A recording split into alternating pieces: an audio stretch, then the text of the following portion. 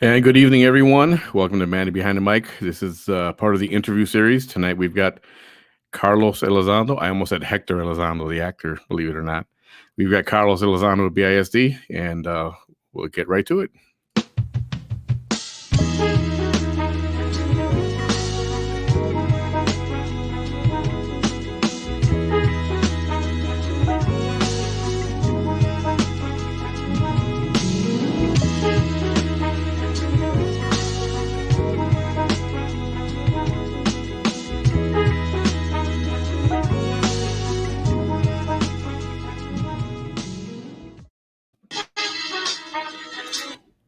Amateur hour. Come on. How you doing, Carlos? I love the music. That's why. Yeah, me too. Actually, I do like it. I was listening to it. You just brought me out from back too quick. How you doing, Mr. Elizondo? How's your day today? I'm doing well. Just can't complain. Can always be worse. Yeah, that's definitely true. We can go through a couple of hellos here. Hey, Joe. How you doing, Joe? How's your mom, man? Been praying for her. Yes, we have. Hilda Garcia, good evening. Thanks for joining us. Dang, I got this cough. I don't know what the heck it is. It only comes on at night at about this time. Corona. Yeah, I've got both of my vaccines. So I'm going to quit wearing a mask forever, right? There you go. Hey, Vero. Welcome to tonight. And to Carlos. So, this is shaping up to be a looks like an interesting race. It's not going to be as not going to be a boring one. I think we've got you definitely got your head on your shoulders. Miss Jessica Puente Bradshaw also seems to be level-headed enough. We don't have anybody do crazy out there. Your just initial thoughts on your race? My race, I think it's going to be a very competitive race. We have 3 individuals, me, one of them, right? So it's going to be 2 other individuals that are actually running. One of them has already ran prior the election before, and the other one is just a new up and coming individual from the community. So I think it's going to the people are going to have a choice to who they want to be representing District 3, but not only District 3, but the whole city. Because once you get elected, you don't just become a representative of District 3, but of the whole city of Brownsville. But again, it's going to be interesting, to say the least. I'm ready. I'm got all my ducks in a row, and we're ready to make this happen. And then, not that you are afraid of anybody or intimidated. Out of the 2, your opponents, one which is Jessica Puente Bradshaw, the other being Roy de los Santos. Your thoughts on them, experience-wise? Was there somebody you'd rather run up against? And just how you feel about that. I mean, I guess every individual that's running, including myself, brings something to the table. But of course, I'm going to say that I'm going to bring more to the table than the other 2, right? But it's going to be depending on the voters of that district, who they want to represent. We did have a representative there before for the last 4 years. Became very, very quiet, and that district has been put on the back burner, to say the least. And so I think that someone that's going to be out there that can do the implementing of what has not been done in District 3 is going to be myself. Not someone who's going to be taken, lightly, and not someone that when they get punched goes down to 2 knees and taps out. I'm an individual that gets punched hard. I'll go down to a knee, but I'll definitely get up. And that's what they can get out of me. They can get someone that's going to continue to move forward. Yeah. They're going to continue to have someone that's going to be there, whether they like it or not. I'm going to be out there making sure that people understand that there's reasons why things need to get done, whether the majority of the commission don't want it. It's going to be a only vote, but a loud vote at that. And that's what they'll get from me. I'm not here to sit here and say I'm an I man. I don't use the I word as much as one of the opponents does, right? I'm not. There's no I in team like everybody says. It's knowledge has been embedded in me, I guess. This project cannot be done by one person alone. It has to be the majority of the commission. But if they don't want to do the right thing, then guess what? There's going to be one person who's going to be very loud and outspoken, just like I've been in the past. Yeah. Hi, Marisa. She says hello, Tusk, and you too, Carlos. Hi, Ainsley. How you doing? Speaking of some of that, why don't you first tell us, for those of you, for the few of you, again, like last night, who happen not to know who Carlos Elizondo is, why don't you give us a little bio about yourself and how you got to this point where we are right now? Well, my name is Carlos Elizondo. I'm running for Commissioner, City of Brownsville, District 3. Was a public servant for the last, well, I guess my entire life, if you can actually say my entire adult life. I work for the city as a firefighter paramedic. I'm a registered nurse now, BSN, and I'm still in healthcare, still giving back in places where people probably would not want to step in. That's where I'm at. So that's why they're going to get someone like me to be able to go in there and make the right choices in the hard times, and just push forward. That's what I've been doing. Continue to push forward, regardless of how the current is, or if it's a tidal wave against me. I'm going to go right through it. And is politics? How long has that been in your blood? Is that something recent you've been into, or have you always been possibly interested in dabbling in, or how did that come about? Actually, I never wanted to do politics. We've always been the spectator in the politic arena. As a firefighter, we've always been involved, especially when we have to deal through our contracts. Like now, the firefighters are at a war against the current city commission and the mayor, where these individuals want to take away their benefits. Not only their benefits as an employee, but the benefits of the retirees. So that's something that I know, and we've been fighting. And I've been in the union for over 25 years, or actually 20, I could say 20 years, I would say, if you don't include the last 4.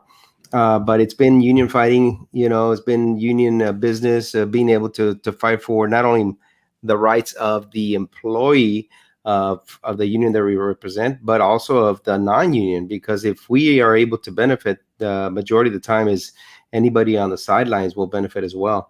Of course, did not want to do politics whatsoever. I just, it got to the point to where us as a union decided that we had to do something that would benefit the majority, because we were not getting that from just a regular citizen coming up to becoming a city commissioner. We've endorsed, we supported, we've helped, and we were just, as soon as they walk into the door, become the commission, and all the promises that were made. That's it. They were just promises with nothing behind them to back them up. So it got to a point to where we said, we must do something. We've been doing it all wrong. We must get our own people in there that know exactly what we are going through. So the plan was to be able to get some people elected at BISD, because we cannot run of course, for the city if we're employees, and vice versa. We would have a teacher or an educator run for the city so we can help each other out, because other than that, we were just not getting anything. And that's how we ended up going. So I ran for BISD, and I was lucky enough to win on my first go at. And so we were trying to see if we can get anybody over to the city, but that never happened. Educators are educators, and they do a real good job educating. A lot of them are not fighters. So it just didn't work out. And that's how I ended up being involved in politics. It's not a real nice sport to be in. It's a very difficult. You have a lot of people who throw a lot of stuff at you, whether it be true or not. You have a lot of people that will drag you through the mud. And so it depends on how strong you are to see if you're able to stand up again. Because we do have current commissioners right now that attack me, and they put me down, and they did see me go down to both knees, but I'm back up, Yeah. Yeah, that BISD race was followed by a good part of the city, and you and the others, a couple of the others had. You did have a lot of fans, and it was you could say it was a shock to everyone, not just yourself, that the way it turned out. And some would even insist that there were shady dealings and how that happened. And in fact, one of the candidates, as you know, has taken legal action to see what, and apparently she's got evidence. You know who we're talking about. Almost definitely I do. And I can't wait to see the evidence. Yeah. Apparently there's strong evidence, and she feels very strongly about what happened. So we saw the evidence on one of them that actually got found guilty of 8 felony and convictions. So, Yeah. I mean, I'm waiting to see what's going to happen. Yeah. So unfortunately, these things don't happen quickly, and the court process the legal process is slow. So we will see what the outcome of that is. Carlos, welcome. Martin, I'm sorry, Martin. Welcome, Martin. Cynthia. Thank you, Martin. Thanks for hanging around with us. Thanks for watching the show. We're going to talk to Carlos a little bit. What's up, Jimmy? How are you, sir?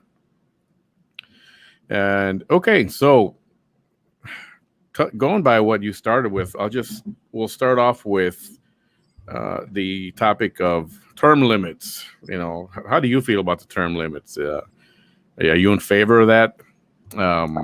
Your thoughts on that? I don't think it's necessarily a bad thing, but I also think it could be a double-edged sword. If you have someone that's actually doing a really, really good job, and they get to those limits, then that's it. The job that they've been doing, whether it be if it was a fantastic person and they're doing great, you know, you would see that would negatively affect that position. But now on the other hand, you have individuals who have been there 12, 13, 14 years, and you can't get rid of them because, you know, it's very difficult for someone to go out there, especially when it's an incumbent, and have them be voted out. The incumbent usually always has the upper hand. Does not always happen. You know, there's the circumstances that people are just tired of the incumbents and they want someone, you know, new there. So I mean, it doesn't matter to me. I mean, if a term limit there would be, I think, more in favor of the people that are sitting there that don't want that individual there anymore than of the people, because the people have the right to say, we want you here 20 years or we want you here 4 years. That's that simple. Yeah. So term limit is because some guy at the top, you know, whether it be the mayor, whether it be Benice or whoever, I don't remember how many other people are there that they don't like. In this case, they don't like Jessica Tetru, you know. So let's inflict this term limit, even though the voter is going to decide if it's going to be approved or not. So it still goes back to the voter. Right. You know, it's nothing there that any of those 5 or 6 or 7 people at the, you know, on the commission can say, we want you to stay or we want you to go. It's up to the voter, always the voter. Yeah, and as it should be. And it just that whole situation is, you know, at first, when this first broke out, I didn't think it was a personal thing. And then what you kept hearing stories that were getting leaked out here and there, like, well, I guess it is a personal thing.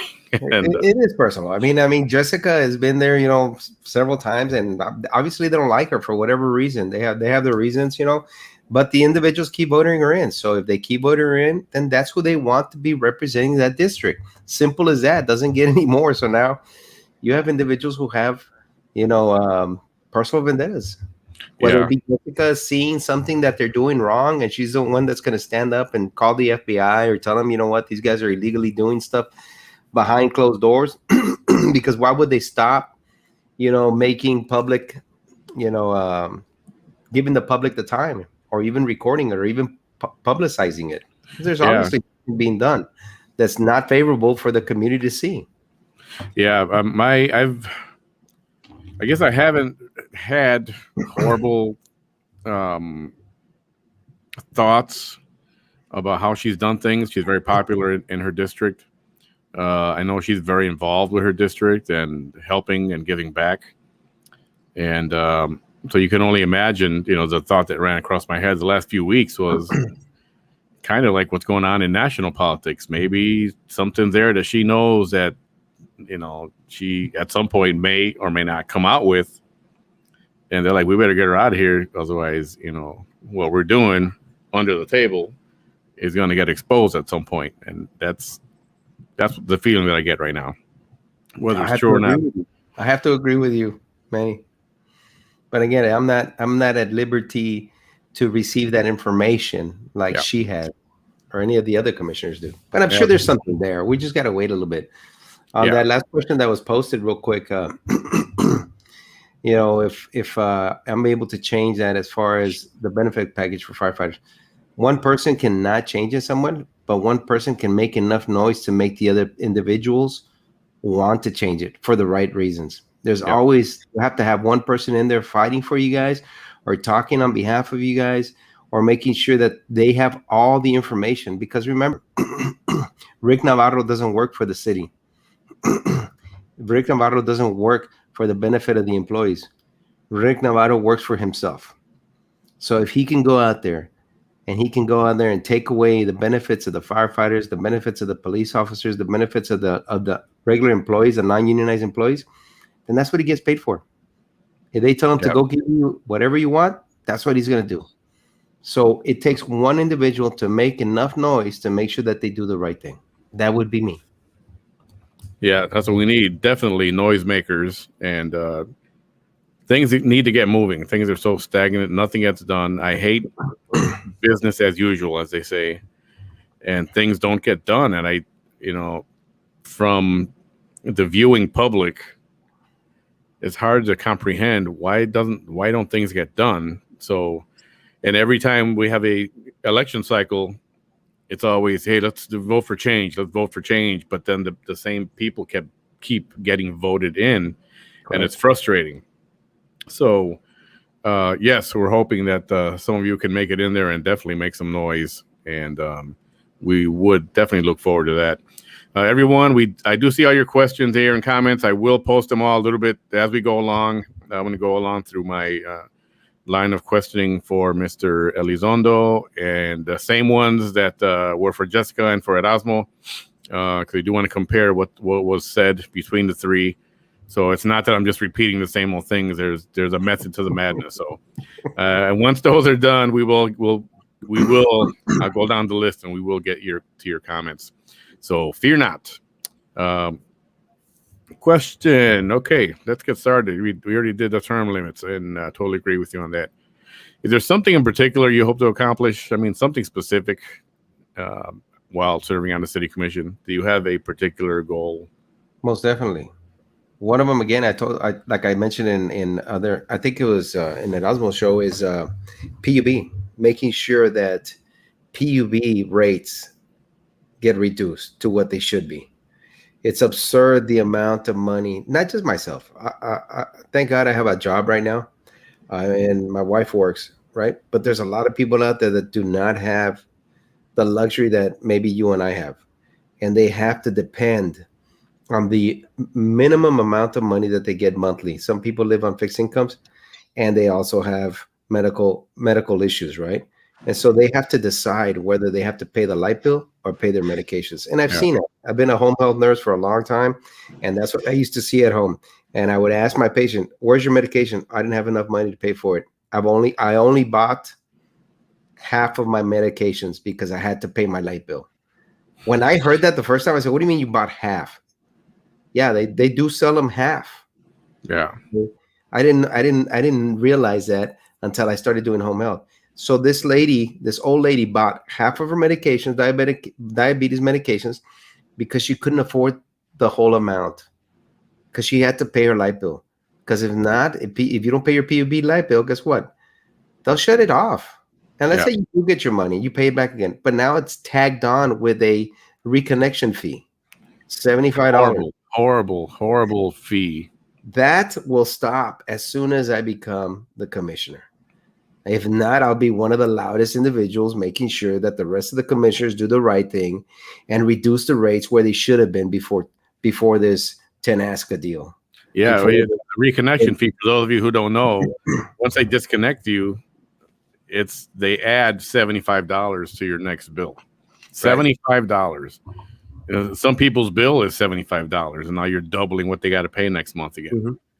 And we'll go to my patient's home, and they wouldn't have light. They would be with candles, or they would use, in this case, when it was cold, they would use their stoves to heat the home. You know how dangerous that was for an elderly to be in there heating their home with a gas stove. And so I asked them, "What's going on?" Another same thing. I don't have enough money to be able to pay my light bill. Yeah, that is ridiculous. That's one of my biggest things that I would love to be given the opportunity by the District 3 voters to be able to go and change. It'd be good if they could make, okay, I get it. They have to pay somebody to go out there and and reconnect, whatever they got to do, whether it's water or electric. Manny, they have $100 million or maybe more now that they took of us with this Tenasca deal that I'm sure they can afford it. Yeah. Yeah, well, I was going to say, make it something reasonable, $10 or something if they have to. The 3 administrators that are running this that don't live in the city of Brownsville, that are from San Antonio elsewhere, that take home over $300,000, I'm sure they can maybe minimize their salary to be able to pay these $75, which I know that it's not $75, to be able to make sure that that old person or that mom with their 5 children at home have their light again, because they just received their check, or they sold part of their property, or they went and pawned something, because that's how they do it. They go pawn something of value to be able to get the money to pay PUB. Or what about not disconnect that family that's struggling? Don't disconnect them and just work out an alternate payment plan instead of cutting them off. I mean, well, the response is that, this is the response, I'm telling you, because I've heard it. Well, if we do it once, they're going to do it again. And then you're going to have someone that's going to be recurrently late on their payment, and then we'll never be able to turn off the lights. And how are we going to be able to collect that money? There's other means of being able to do it. Yeah, I suppose that's true, but I don't know. I think, you put limits on things. We're going to do this for you. You got 6 months. In the meantime, you keep your electric on. You got to pay the regular bill when it comes out next month, but you're going to add an extra $10 for this repayment. And once you get caught up, you're caught up. But we can't continue this. If you lower the rate, Manny, you're going to be helping a lot. Simple as that. Right off the bat, you're going to help everybody, from the people who have money to the people who don't. Everybody gets some help once you reduce the rates. This is absurd. They don't have to be this high. There's other places that I've researched that don't have their electricity bills as high as we do. Even though you have the mayor say we're the lowest, or you have Bruciak, whatever his name is, saying we have the lowest. No, we don't. We absolutely do not. But anyway. That is crazy. Teresa, thank you. Good evening, Mr. Lozano. Thanks, Manny, for bringing the candidates onto the show. Yes, absolutely. I think it's very important. And speaking of energy and PUB, your take on the freeze and the power, whatever you want to call that situation. I call it a cluster. You know what?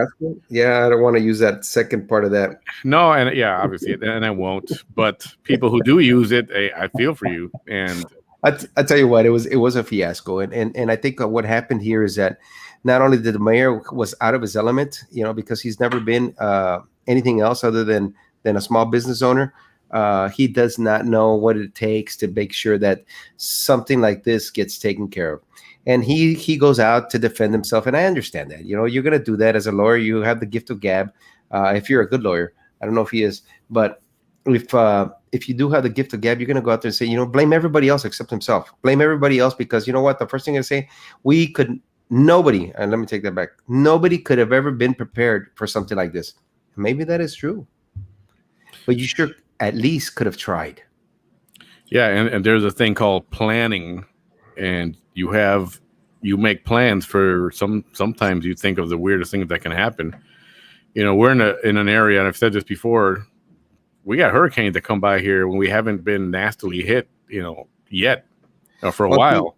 See, this doesn't stop with this storm Yuri, and it doesn't stop with the rains, and it doesn't stop with being the hurricane, capital of the world, probably for as Brownsville is, but it does not stop. What does stop is electing individuals like the current commission to go out there and represent us. This is a proven test for everybody, every voter from the city of Brownsville, that these individuals are not the people you should have there. I said, first and foremost, when you go out there and you try to defend your stance as nobody could ever have prepared, that you're already starting off on the wrong foot. You should have said, you know what, we were ill prepared for something like this. We are going to continue to do something, so we'll make sure that this doesn't happen again.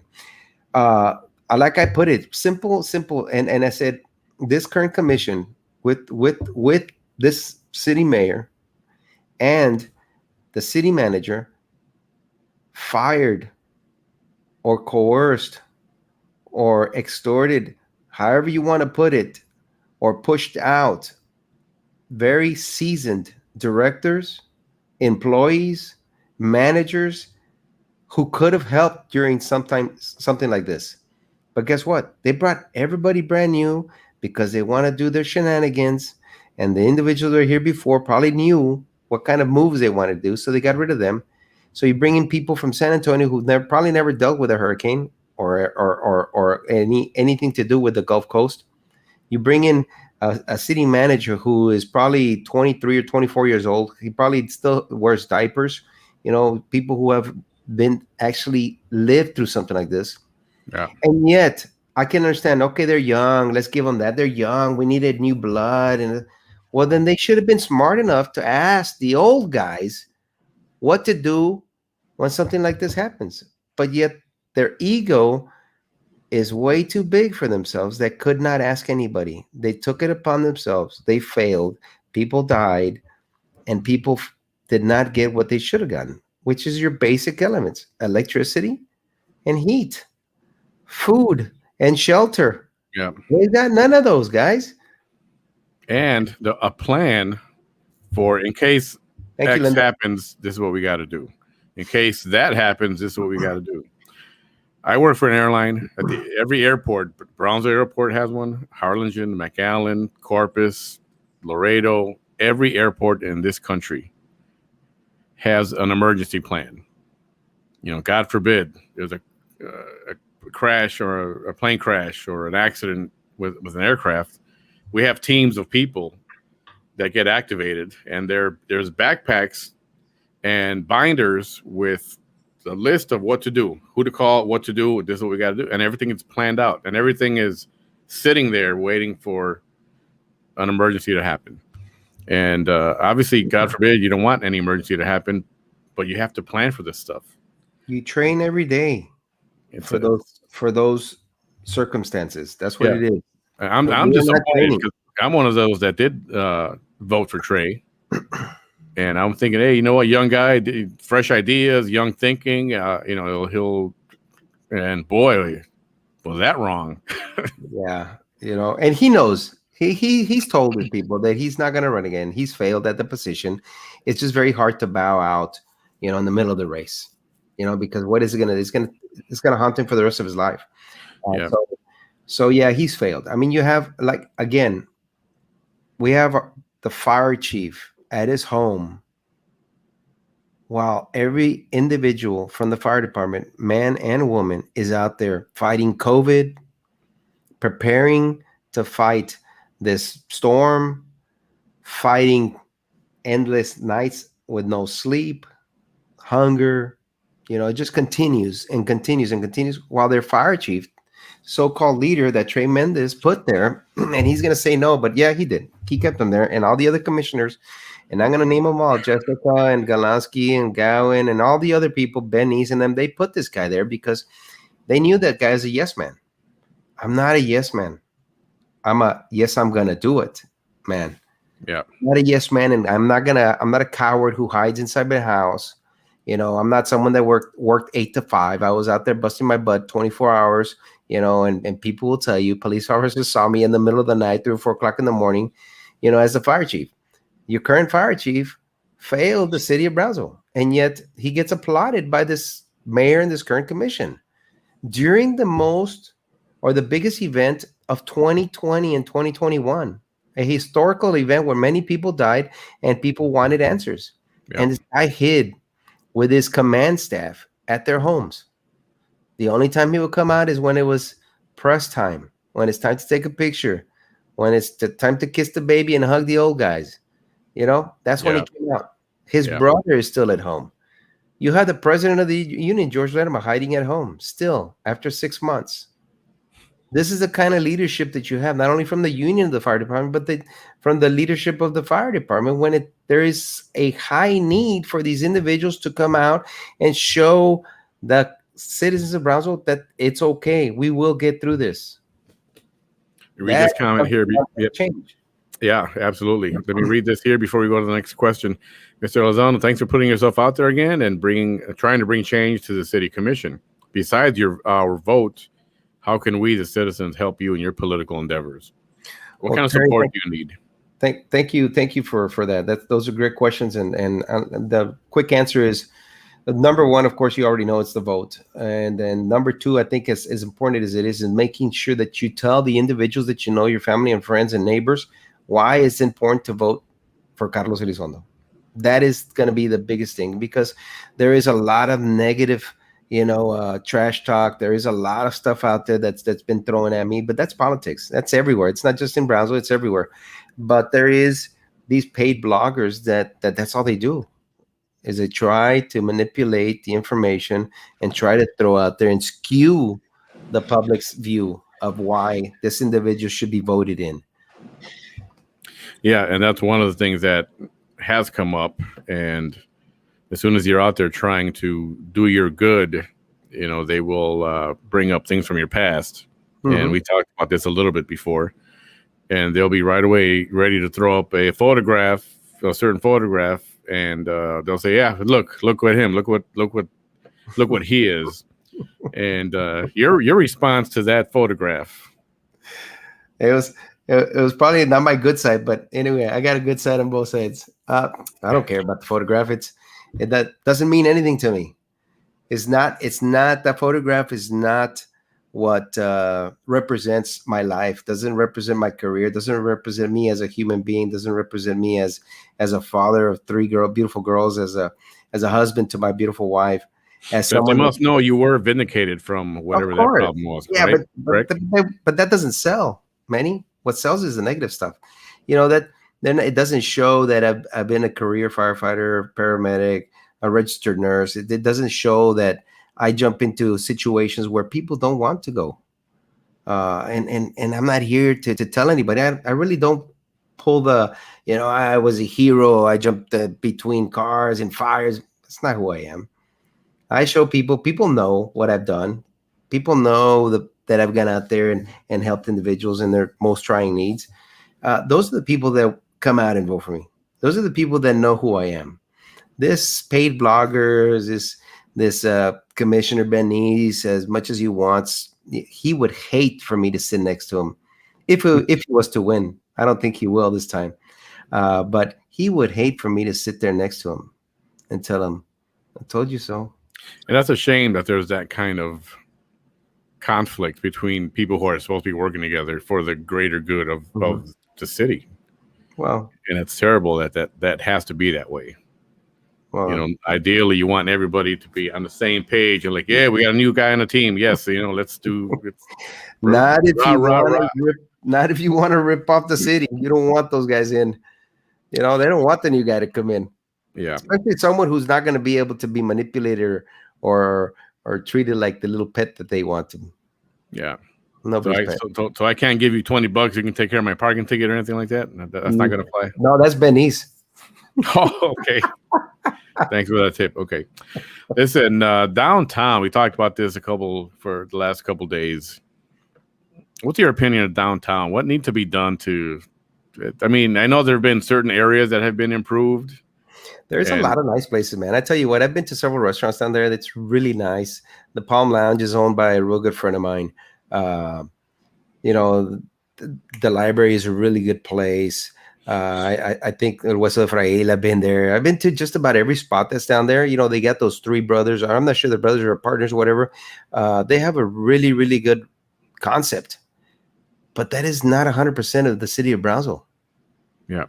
I believe downtown is important, but so is the rest of Brownsville. And what you have by this current commission is there is nothing else other than downtown. There is not a nursing home on the north side or on the west side. There is not a Southmost. There is not, Villa Los Pinos. There is not, a west or an east side.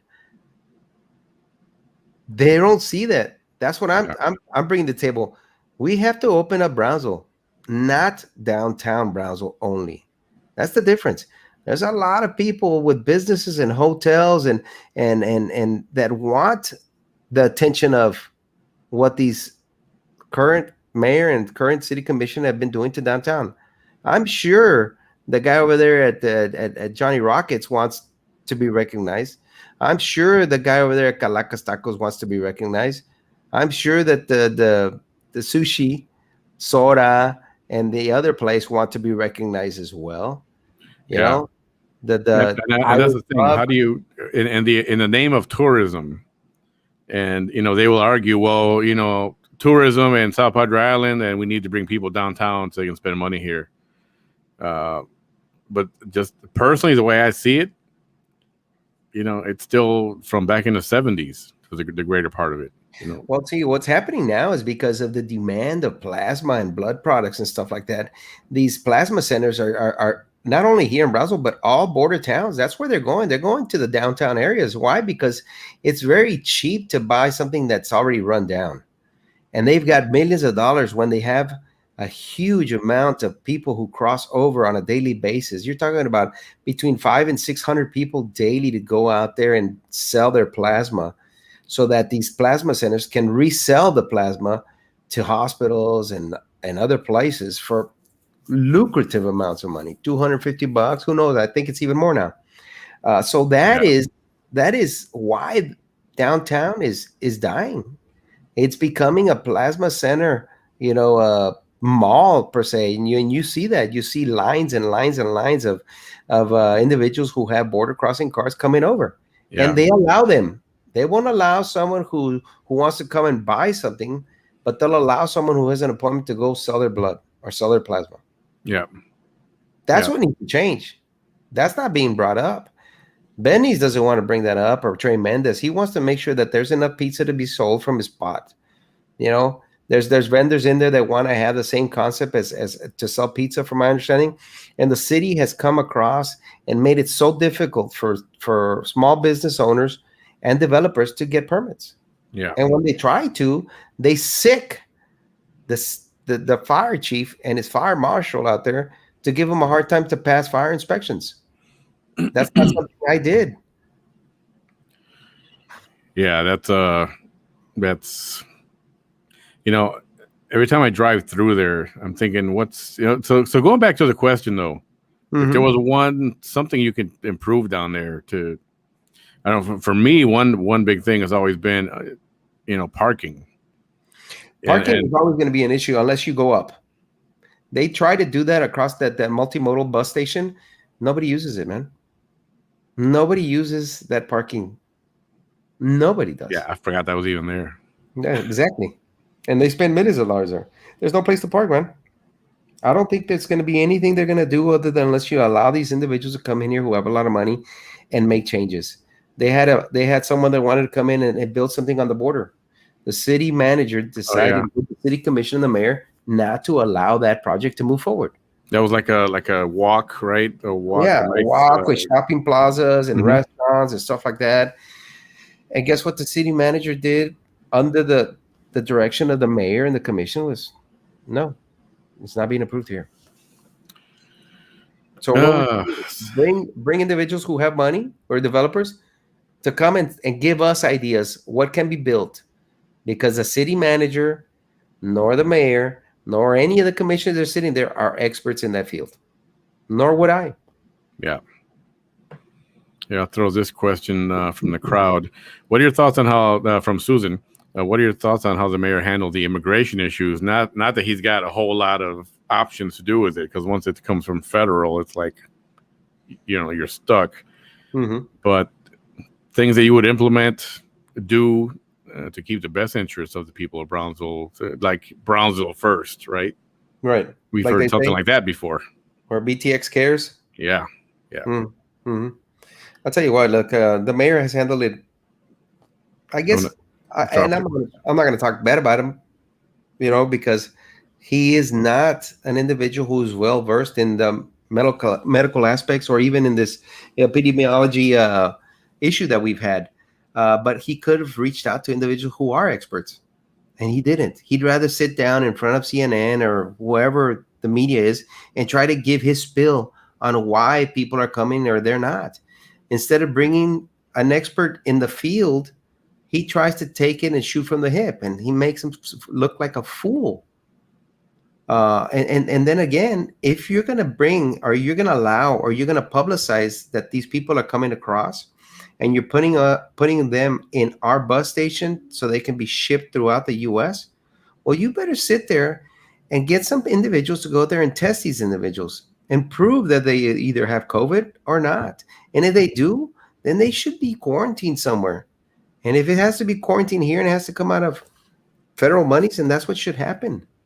But just to say, take a step back and say, well, I got nothing to do with this.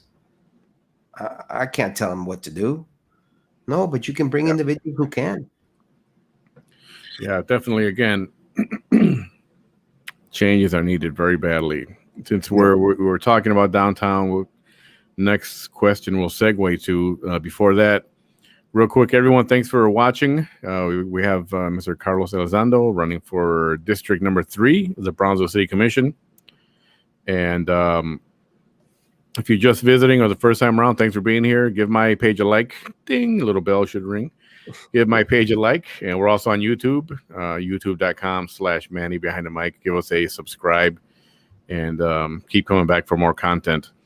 Kind of a segue off the downtown question. Another hot topic right now is what's going on Boca Chica and traffic that is already causing even before it's even done, and traffic in other areas. We did talk about how some lights they're not in sync with each other. Some intersections, some are real quick, some are real short, and it's just what's something that you could propose, or is that where is that on your priority list to handle this traffic area in of Brownsville?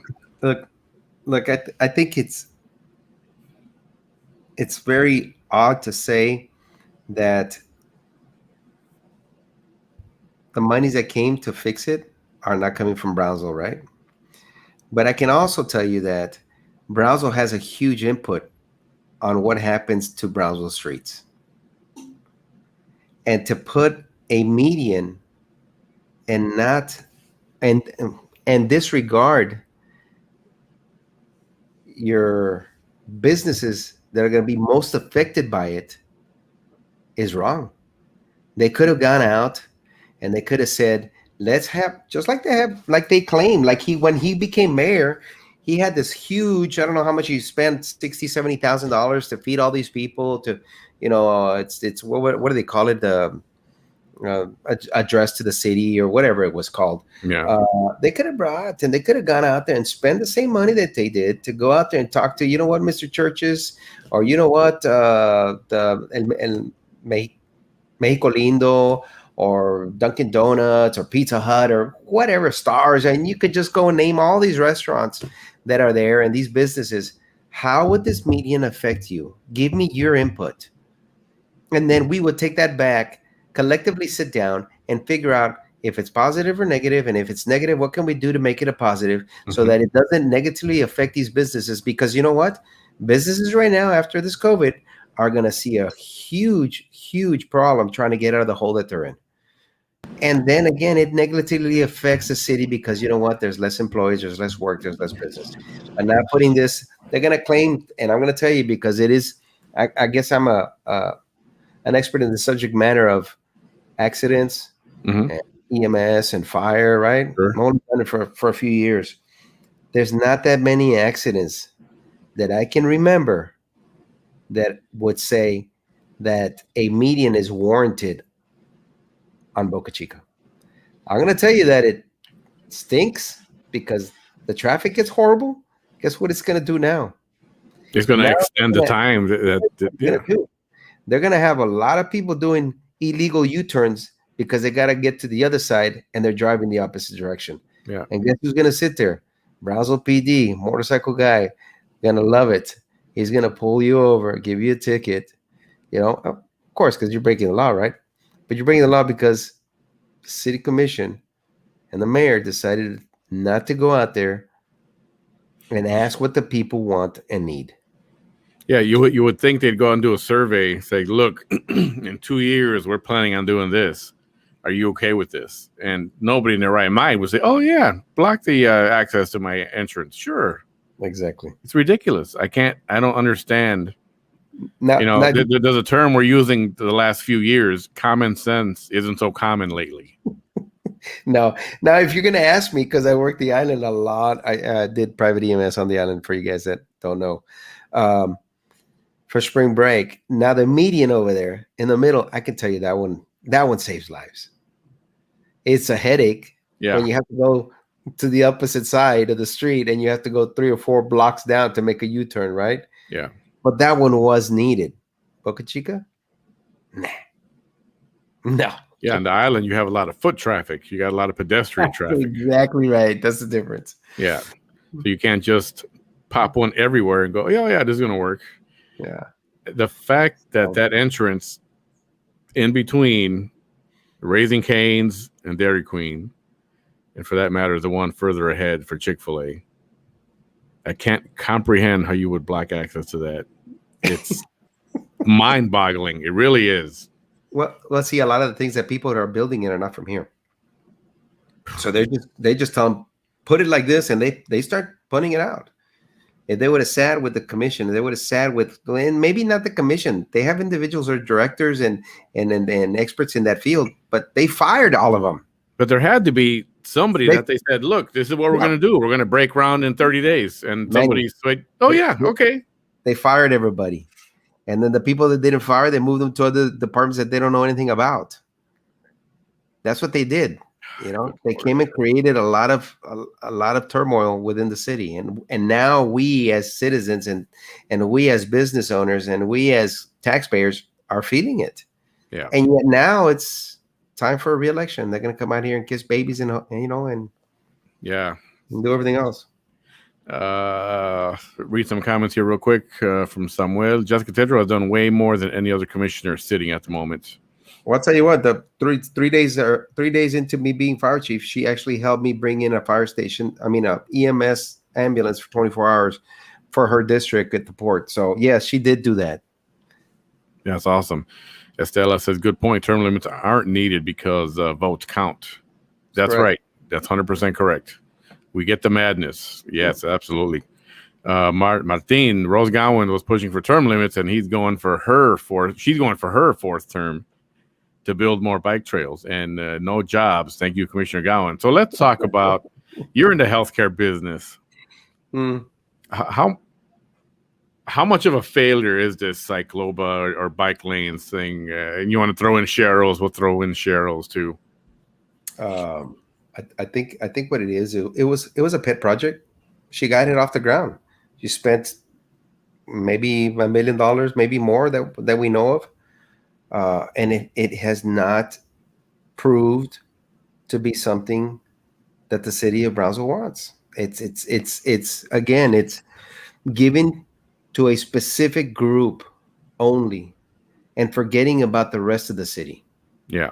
So let's say I sit there and I say, you know what, I'm only going to sit there because I was a firefighter. I want the firefighters to wear, to shoot out of gold hoses, and that's wrong, man. That's not, you give them what they need and that's it. In this case, she's giving only to her group as much as she can and forgetting about the rest of the city. That's where I have a huge issue. This is what and not that I don't like downtown. I like downtown. I have friends who own business downtown. Brownsville is not 100% downtown. Help them, yes. Make it happen, yes. But hey, we have the rest of the city of Brownsville we need to worry about. Now, we have District 3 that's been forgotten. Yeah. Now I know that Cyclopia, does that still go on? Is that still on? I don't think so. I think it failed. The last time it failed, we had the health director, who was not very healthy himself, trying to be out there. And I can understand he wants to keep his job, and he became very good friends with Gowan, and he supported all her endeavors and her pet projects. But you know what? That's not something that the city wants and needs right now. Yeah. Would you consider her little projects at any level, have they affected people's health care, their activity levels? Have the health issues improved? Just overall, like, whoa, because she implemented this whole, trying to get everybody healthy and walk the bike trails or ride your bikes on the bike trails and walk all these trails that are out there. The bike part, I don't see people in the hundreds riding bikes like they said they would. I know there was a strong push when it first opened. People were out there. It was exciting. It was a new thing. And it just quickly went downhill. And it's every time I cross that trail next to HEB, kind of across the street there by Boca Chica, like you can cross by there blindfolded and you'll never hit anybody because nobody ever crosses that thing. Right. And I think if I was to get elected, I wouldn't do away with that. I think biking is good. I don't think putting millions of dollars into it is smart. And I think the reason that the bike craze, I should say, has maybe diminished a little bit is because the city of Brownsville is not made for bikers. You know, they was built for cars, and that's an issue that has to be fixed. But I don't think that bikes sits on the highest priority of my agenda. I think healthcare, I think public safety, I think lowering the rates of PUB, maybe even trying to lower the taxes, even though the city commission says that they haven't raised taxes. No, but they've raised property values, right? Yeah. I think biking sits maybe on the lowest part of my priorities on an agenda that I'm going to bring in to see if I can help. I do have a bike. I'm not going to tell you I enjoyed riding the bike. I enjoyed going out there in Cyclopia and going up and down the street while it was closed. But tell me if the neighbors liked it. Tell me the business people liked it, closing their businesses for only foot traffic and bike traffic that were not making any purchases. They were probably not for it whatsoever. Yeah, I think the intent was well placed, but the execution overall, the execution of it, and overall, it was just not what they. I don't think it's. I don't think she'd call it a successful venture. No, I mean, now it's already out there. The money has been spent. You just have to make the best of it and try to. You cannot recover it anymore. I mean, yeah. So let's move on here. You'll be serving your constituents, and they're really pushing for something that you possibly don't agree with, and or vice versa. There's something that you do agree with that your residents are not in agreement with. If they want you to go a certain way, I mean, how do you handle that? If they want something, but you're like, no, that's not the right thing, but you've got an overwhelming pressure on your back from your people, and you're getting emails and messages and saying, this is what we want, but because of your experience, that's not necessarily the correct thing. Are you okay to go against them on that? What do you tell them? How do you deal with it? Against the citizens? Your citizens. They want you to vote one way and you vote a different way. I tell you what, you have to make your decisions on what is in the best interest of the majority. If you can make the decisions like that, you're not going to make 100% people happy. That's just not something that's real. But if you can make the majority of the individuals happy, or it benefits the majority, then more than not, you're going to make the right choice. Yeah. I did that at BIZ. There's a lot of things and sometimes, you make mistakes. If you make a mistake, then you should stand up. You know what? I'm sorry. You know what? I didn't have, because I tell you what, they only give you the information to be able to make some choices the right way. It's up to the commissioner to be able to ask for all the information and to be vetted before you actually sit down on that chair and start making decisions. That's why it's important to meet with the public. A lot of these people don't want to meet with the public after they win. How many times you see these guys go out there and actually sit down and talk to individuals? No, guess what? They don't have time for you. Simple as that. Or they don't answer calls, or they don't return emails, or in this case, they don't want the public to be out there and tell you exactly how they feel. So what do? They exclude public audience, or they don't record it anymore, or they don't advertise it, or they don't let the rest of the public know.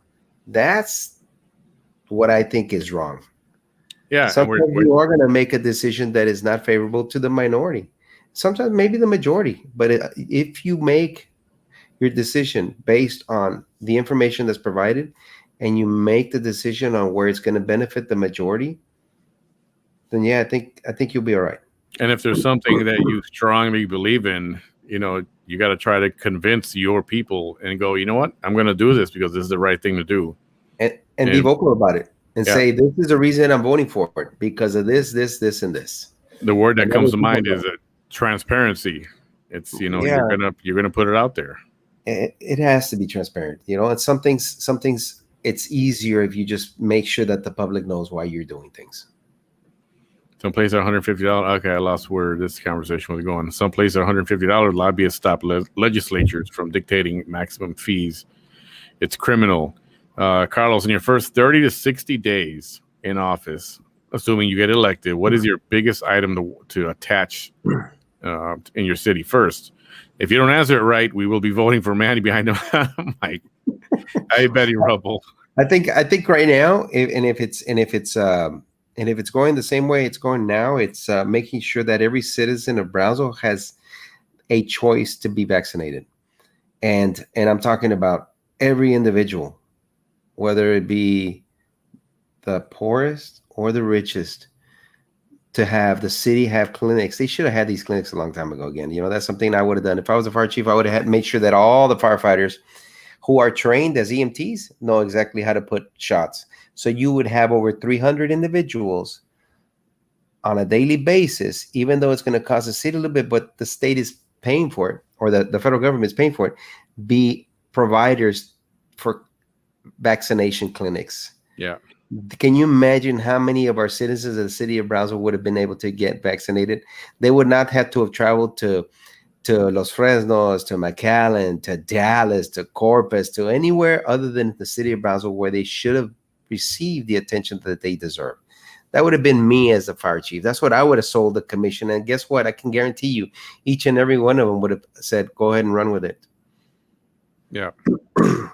But anyway, that's what I would have done. So I think that's number one, making sure that everybody has a choice and has a vaccine available for them.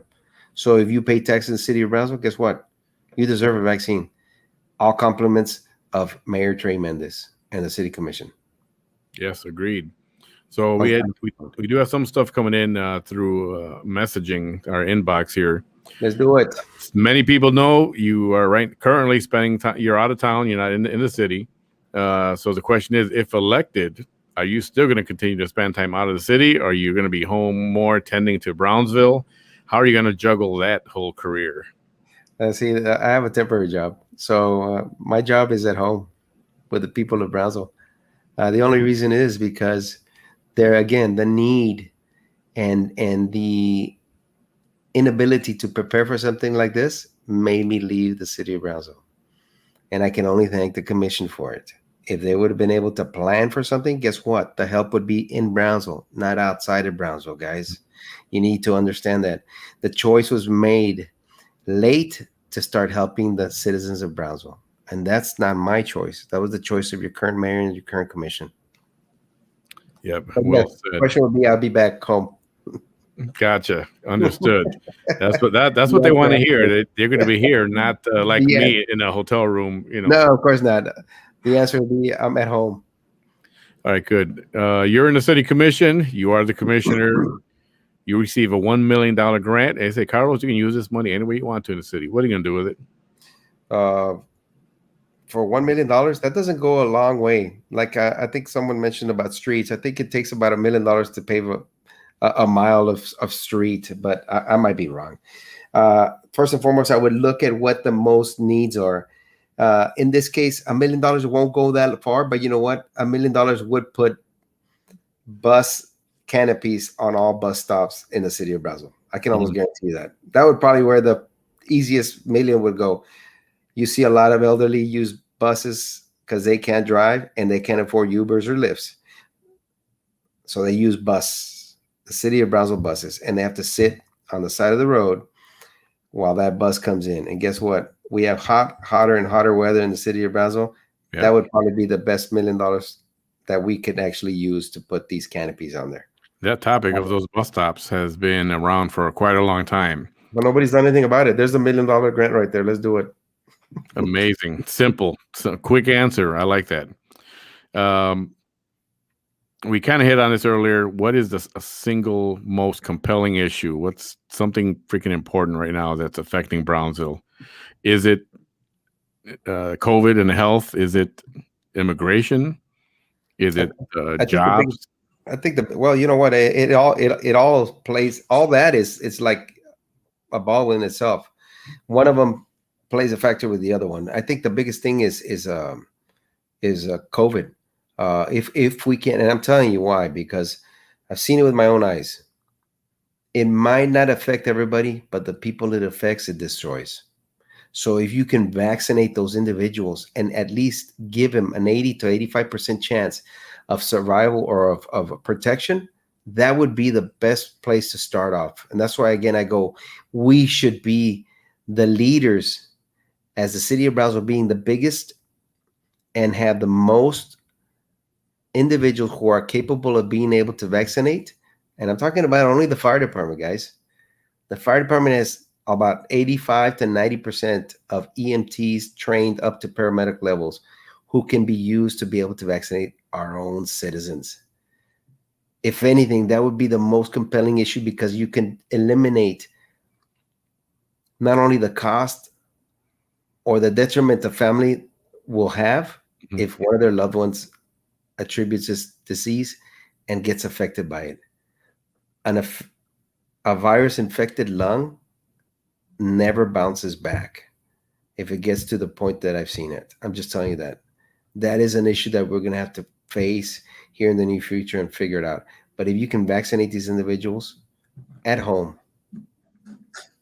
that would be, I think, the most compelling issue that I would be facing for the city of Brownsville, making sure it happened. And I would make sure the chief would be one of the ones going out there, showing his face with his men and his women, vaccinating our citizens. Yeah. That would be such a huge help. I mean, they would volunteer to act as going around and providing the injections? They're already getting paid for it, Manny. Yeah. You don't have to have anybody volunteer for the city of Brownsville. Those guys get paid, and I'm going to tell you I could say about 99% of them would want to do it. Simple, right? Simple. You have the resources. You just need the people to want to do it. And I'm not talking about the guys, talking about administration-wise. I'll tell you, I'm not one to, as I said yesterday, not going to throw any endorsements out there just yet, but I do like a lot of what you're saying tonight. We have somebody who I believe you might know. I'm not real sure, making a comment here. In your opinion, I think you know who that is. I think I do.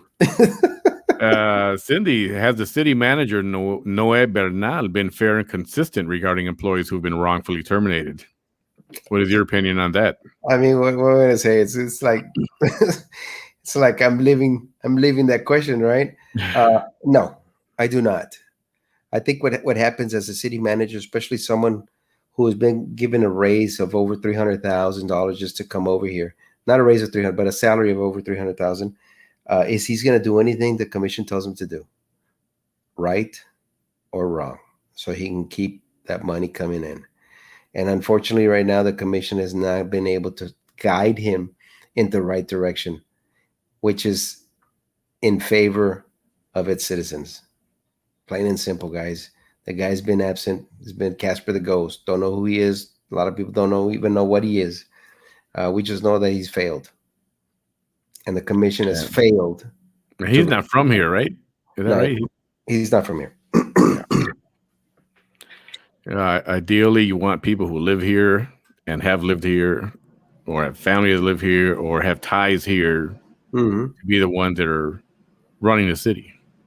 Right. I mean, it makes sense.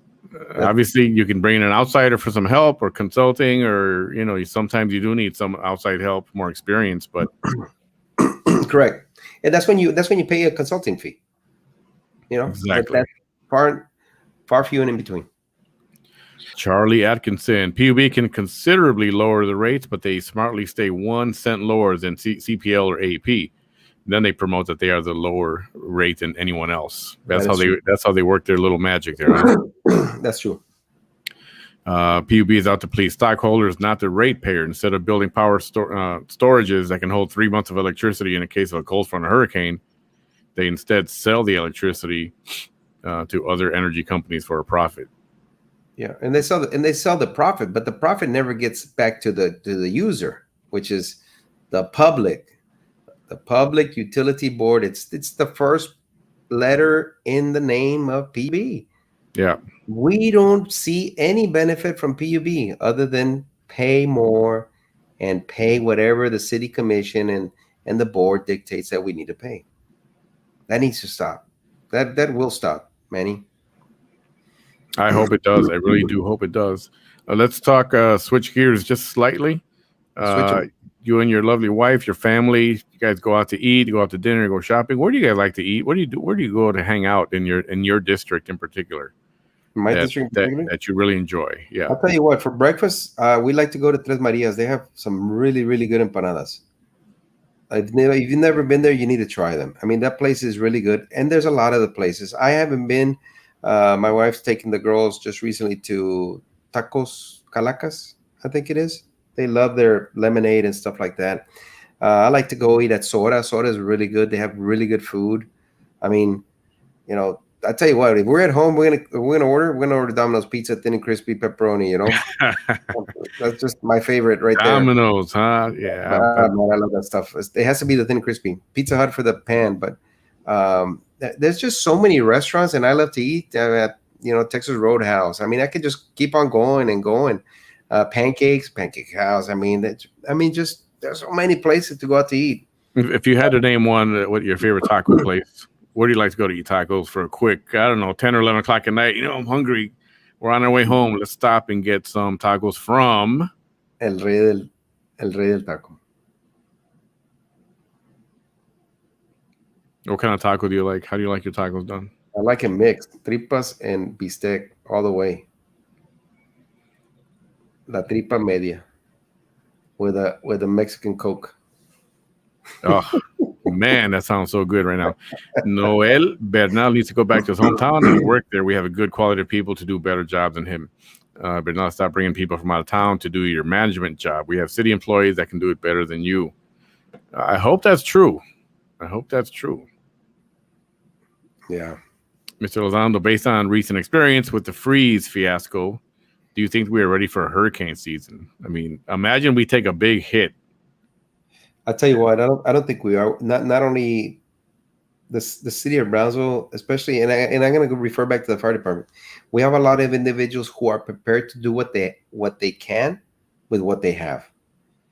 They don't have all the equipment yet. When I was there, we were trying to get them. We got them new ambulances. We got a bunch of fire trucks that they're receiving now. A lot of equipment. We made sure that every individual who had a car had a life pack, which is a cardiac monitor. I was able to get them for every one of them. Mm-hmm. Even the people in inspections, they didn't like it, but everybody was going to work. So because I was trying to prepare the city for something like this, if and when it happens, we would have a lot more individuals out there to be able to be first responders than anything else. That has stopped since I was taken out by Benny's. So now the guys are well prepared. I'm not going to talk bad about the guys or the ladies. They are willing and ready to go out there and do what they have to do with what they have.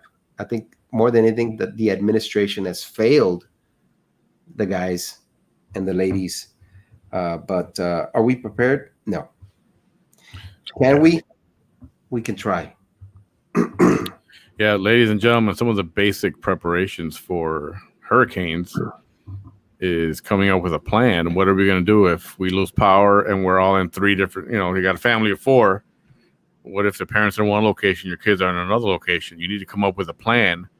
Where are we going to meet? If there's no cell phone service, how are we going to get in touch? Correct. X number of, you got to have a certain amount of cash to be able to live without ATM and electricity. You got to think a couple of weeks out. You got to make these plans, and unfortunately, we're in a hurricane zone, and you have to make these plans. We've been lucky. It's coming. I agree. It is at some point I mean, we've been missing a few, and I know we've had rainstorms and we've barely been hit, but I don't want to even imagine. Right. Very correct, sir, on the subject of ego. Some people don't realize it. It's not for the good of them, but for the good of others. 100%. Yep. There's a good guy right there. Need a hug? Need a hug? Over, Manny. You can hug yourself right now. That's like, Mr. Elizondo, how can you, if elected, plan to keep the citizens informed of in a transparent manner of what plans are in place to fix city infrastructure, flood zones, road maintenance, brush pickup? One thing I'm concerned about is with this new median thing they're doing, the center median on Boca Chica. I really do hope that they put the adequate drainage underneath there, because if now you're going to flood, that center used to be where people drove to get away from the flooding edges, right? Correct. Guess what? Now we can't drive on that anymore. Well, you hope they're putting in new sewer systems, right? Or not sewer, but drainage systems, right? Yeah. That should be the plan. I'm not sure they're doing that. I don't know if anybody can comment on that. But that should have been done if they're doing that median and they're constructing. They should be putting a drainage system to make sure that it doesn't flood. But then again, what can we do? Transparent. I mean, you should be transparent when you're sitting up there. Everything should be audio and video recorded, even public comment. Allow the public comments and let them. Of course. It's ridiculous that I remember when they blocked it. Remember that when they just banned it, they just turned off. Mm-hmm. They were not made public. No, because they don't like what the public had to say. Unbelievable. Erasmo Martin will go give you a hug right now, okay? Linda Lopez, politics can be harsh and ruthless. I admire you keep going on. You keep going, and that's what matters. Thank you. Yeah, like I said yesterday, it takes people who care about the community are the ones that should be in a position of what I'll call leadership and city administration. How do you feel about public audience limitations? Yep, we just talked about this. We agree. Are they public right now? I don't think so. Are there public comments, period? You know what? That's a good question, Manny. I'm not sure. You need to find that out. I think there should be some limitations to the public audience. I just don't think it should not be public. Because you can have someone there, and I've been to some of the commission meetings, and you have some public audience that they can sit there and talk for hours, and then it's futile for why the reason that these individuals are there is to make decisions for the city, right? Yeah. So there should be some limitations. I don't think if there is a good topic and there's someone that's actually speaking on behalf of maybe a group, then maybe they should be allowed some extra time if they're gonna give a presentation or something like that. But if they're ranting and raving, I don't think you should limit them per se, because they're talking about that. You should say, you know what, okay, you have 5 minutes, gather your thoughts, 5 minutes, there you go. Yeah, there are times. It's mostly a time constraint because you don't want to be there till 2 a.m. because the guy's talking for half an hour. Right. Get that. Carlos, you're a good person. I've always told people that you were a victim of dirty politics. I always told them you would be vindicated. Glad that happened. Thank you, Charlie. Buenas noches a todos. Hi, Nadia. Mr. Elizondo, Teresa, once again, I've seen how comfortable you are expressing your thoughts about this dismal job that the current commission has done up close as a former city employee. Please keep educating the citizens. Thank you, Terry. There you go. Almo, another hug for you. Betty Rubble, can you please tell us the area in which you'll be servicing if elected? That would be District 3. Correct. I'm in Southmost under another person, but I work and travel all the cities, so I want to know who to contact if I see an issue. It's usually actually the north part of 802, all the way over to like the highway up to almost the San Benito exit, Villa Los Pinos, Country Club, VICC, some of Palm, some of the St. Joe area side. So, I mean, if you want to send me I can send you the links. Just remind me, send me a PM, and I'll send you the link, and it'll show you where you can actually put the address, and it'll give you on the map who your district commissioner is in color and everything. So PM me. Yeah. I will gather that, and I'll place it on my website so you can see what the districts are. That's why hi Dina. There's a reason that feasibility studies are done. Yes, True. exactly. Very true, Dina. Susan, we have a great deal of outsourcing of contracts to people and companies from out of town. Do you agree with this, or should we hire from within, regardless and no matter what? Susan, that is a very good question, and let me answer that one. I've always said that we should. I disagree with outsourcing everything. The only time we should outsource something is that if we don't have any local talent, and so we should always start within our circle first, and then move outside of that circle further if we cannot find the sources to be able to either whatever it might be, whatever you're outsourcing for, whatever the contract stipulates. If it's like in streets, we have local businessmen that have been here for generations that do paving and construction and all that stuff. We should reach out to them first, not go to McAllen, not go to Houston, not go to San Antonio for individuals who we have here. We have local talent that can do that, because every time you do that, and I've noticed that this is what Mayor Trey Mendez likes to do, and Ben East and all these commissioners there, they like to go to San Antonio and Houston and stuff like that. Well, guess what? If we get someone that comes in and does the work, because they're all going to do the work, just pay them, right? If you give them, let's say $500,000 for whatever it is, those $500,000 leave the city of Brownsville and don't come back. If you outsource it to our local, talent, then guess what? They have employees, and those employees have families, and they spend money here at our local stores and our local restaurants and our local, department stores. That money just keeps circling the city of Brownsville. That's how they should think. That's what I would be doing. First local, then you can always go out if we don't have our local talent that can do the work. 100%. Red Rubble, I'm with Manny. Why Black Canes, Chick-fil-A, Dairy Queen, turn lane with a light? Why would? Yeah, it's just mind-boggling. I can't. Oh, it's frustrating. Carlos, will you try to bring more fire station and EMS equipment into the city? It is much needed. I remember a time when there were not enough ambulances. Is that still the case? Yes, that's still the case. I was very active when I was a fire chief to be able to, and in this case, Jessica Tetro actually helped me out. We were able to sit down with her in her district with people who had concerns about not having coverage at the port. So she was able to sell that to the rest of the commissioners, and they were able to say, you know what, yes, we can. It is feasible for us to put another ambulance at the port, because the previous chief before me had closed it down. And there was only a fire station. There was no EMS. And so I was able to, with Jessica Tetro's help, and of course she got the commission to be able to vote on it, and they allowed us to actually open up a 24-hour truck there. So that helped out that side of town. But do we not have enough service or enough ambulances? No, we don't. And they'll say, yeah, we do. We have 10 ambulances. Yeah, you have 10 ambulances. 3 or 4 on reserve, but they're only being used. They only have 6 or 7 that are being used. I think it's 7 now, maybe 8. But then the manpower, then you go to your manpower. It's the same thing like PD. PD doesn't have enough manpower. They said, we have a bunch of patrol cars. Yeah, you have all the patrol cars you have, but you don't have anybody that can sit inside of it and patrol. Yeah.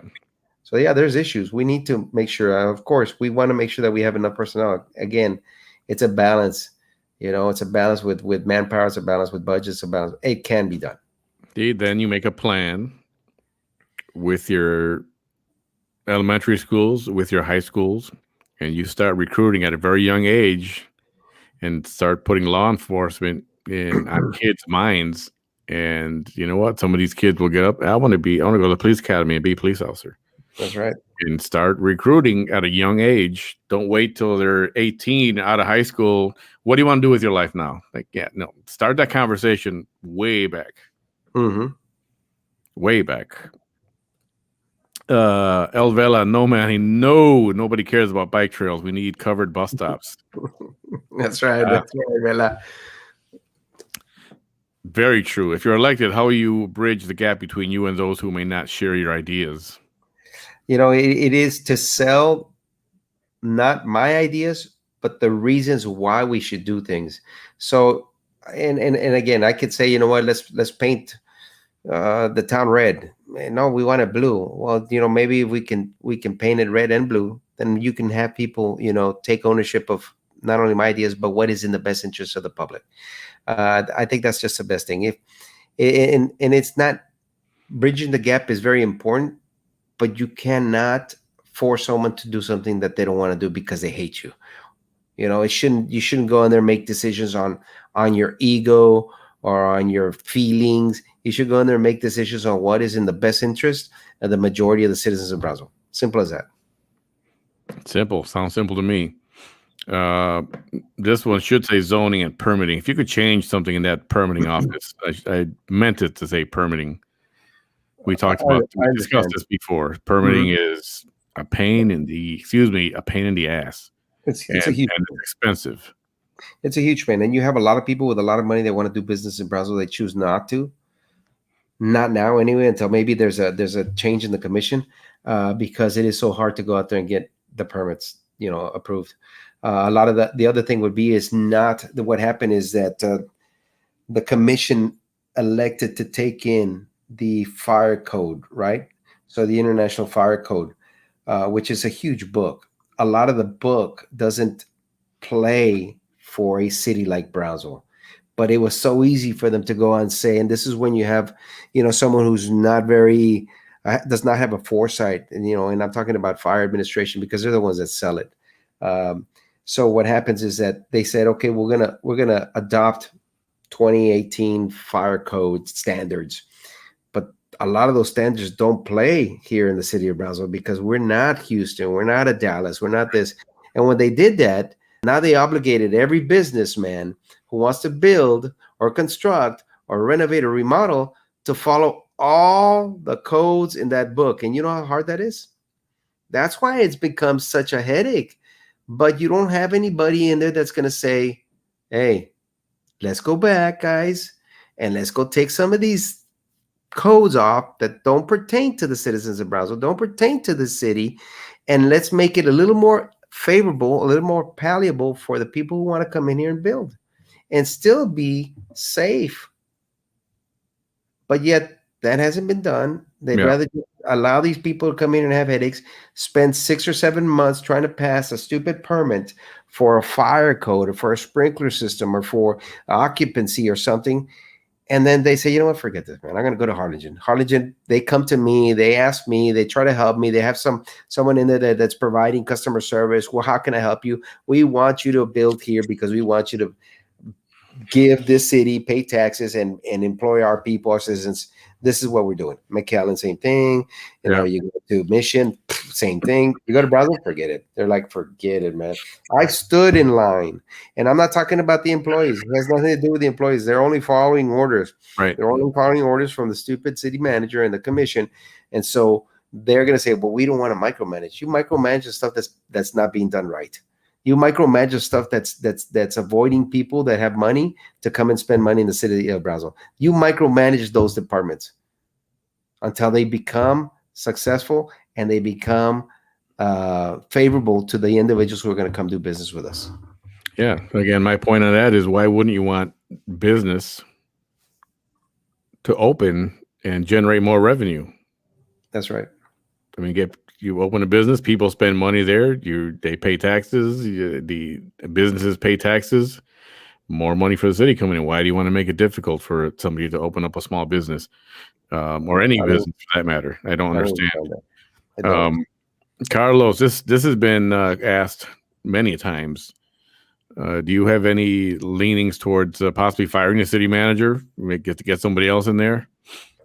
He's been, as we know, we've talked about this before, missing in action, hardly visible at all during this whole recent problem we had with the freeze, and not to mention the healthcare issue also. Any plans to maybe possibly just get him removed and put somebody else in there? I think it's if you want me to say a yes or no, yes.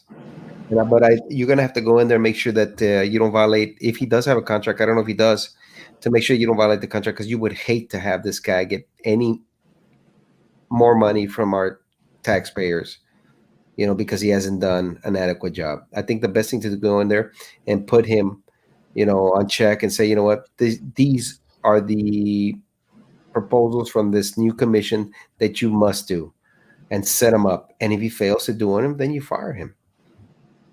He'll leave on his own. I can almost guarantee you, if I get elected, that gentleman is going to leave on his own. Yeah, something has to be done. Shonda has a comment. Thank you, Shonda. Does Brownsville or Texas have a rideshare program for the elderly or disabled that that they're able to use at no charge if they need a ride, without having to call like an ambulance service or something? She's got that in Pennsylvania. That's where Shonda is from, and it's appreciated by those who need transportation. Yeah, I don't think they do. I think what they do now is they have those wheelchair vans, and if they do have, I think it's Medicaid. I think it's Medicaid or Medicare. I'm not sure which one it is. They will go pick you up. It's only for transportation to medical appointments. I think that's it, but I'm not sure. That's a good question to ask. That's something that would, when I get elected, I'll make sure I ask. That's a very, very good question to ask. They should have buses that allow transportation of the elderly, especially on fixed incomes, where they pay nothing. They're already paying taxes, man. 100%. Hey, Lolita, sheltering. And almost still needs a hug. There is public audience, but is there public comments? Is what I'm asking. Or recorded, I guess, right? Yeah. Or televised or whatever. I'm sure it's recorded. It's probably not televised. Close to wrapping up here, guys. Mr. Elizondo, data, audits, accountability.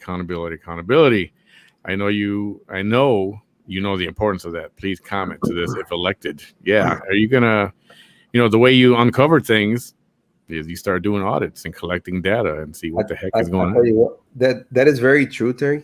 Very, very true. It just depends on who is leading the audit and who is on that team.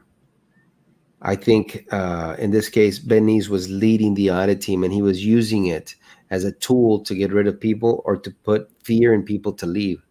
That's what he did to me, except I don't fear Bernice. I stayed there. This stupid audit failed, so he did another one. It failed, so he did a third one, and then he got what he wanted only after he paid about $45,000 for the answer he wanted. Those audits are wrong. They should not be used. I think if you do, you need to bring someone from the outside who does audits. We did have a great auditor, but he was let go by Bernice as well, or pushed away. I'm not sure it's Bernice or not, but maybe, which is Arvin Tucker. Oh, yeah. That guy was pulling threads from a lot of things that should not have been done, and it was about time to let him go, because he was coming to find things that the commission did not want to be found. All righty. Going to be wrapping up here. In closing, I will give you a few minutes.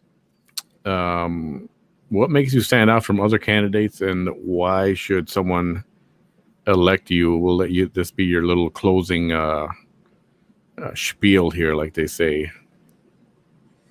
I mean, why should they elect me? I mean, I'm experienced. I've been with the city. I know exactly how some things run and how some things don't. I think I know where some of the holes need to be plugged and where some things need a little bit more attention than others.